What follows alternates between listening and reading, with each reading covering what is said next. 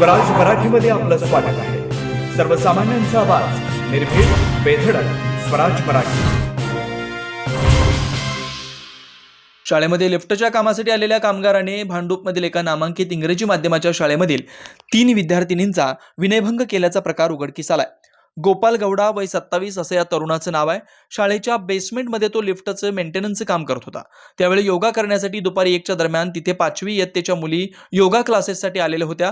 त्यावेळी गोपाल याने या विद्यार्थिनीपैकी एकीच्या पाठीवरून हात फिरवला, तसेच इतर मुलींसोबत अश्लील चाळे करण्याचा प्रयत्न केला. या तिघी गोपालच्या वर्तनानं घाबरल्या आणि त्या तेथून स्वतःची सुटका करून पळून गेल्या. या विद्यार्थिनींनी घडलेला प्रकार त्यांच्या शिक्षकांना सांगितला आणि तातडीने शाळेच्या प्रशासनाने गोपाल गौडा याला पकडून पोलिसांच्या स्वाधीन केलं. गोपाल याला 2 डिसेंबरपर्यंत पोलीस कोठडीत ठेवण्याचे आदेश न्यायालयाने दिलेत. अधिक तपास भांडूप पोलीस करतायत. सर, एका नामांकित शाळेमध्ये अश्लील चाळे केल्याचा प्रकार उघडकीस आलेला आहे. नेमकं काय घटना आहे, काय बरोबर. त्या शाळेमध्ये लिफ्ट दुरुस्ती करता एक लिफ्टमन आलेला होता. तर बेसमेंटला जेव्हा तो गेला तेव्हा तिथं 3 मुली होत्या. तर त्या मुलींचं मोलेस्टेशन केलं, एकटं बघत राहणे किंवा एका मुलीच्या पाठीवरून हात फिरवलेले होते. सर, नेमकी आता पोलिसांकडून काय कारवाई करण्यात आलेली आहे? शाळा प्रशासनाने नेमकी काय केलं?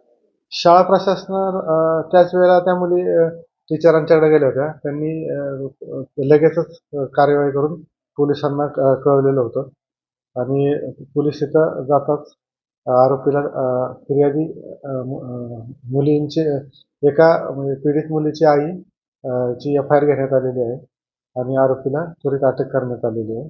सध्या आरोपी पोलीस कस्टडीमध्ये आहे. 2 तारखेपर्यंत न्यायालयाने त्याला रिमांड दिलेला आहे. सर, नेमकं आता शाळा प्रशासनाने तुम्ही काय आवाहन करा, कारण की विद्यार्थी जे अशा पद्धतीने तिथे त्यांची सेफ्टी आहे ती घेणं खूप गरजेचं आहे.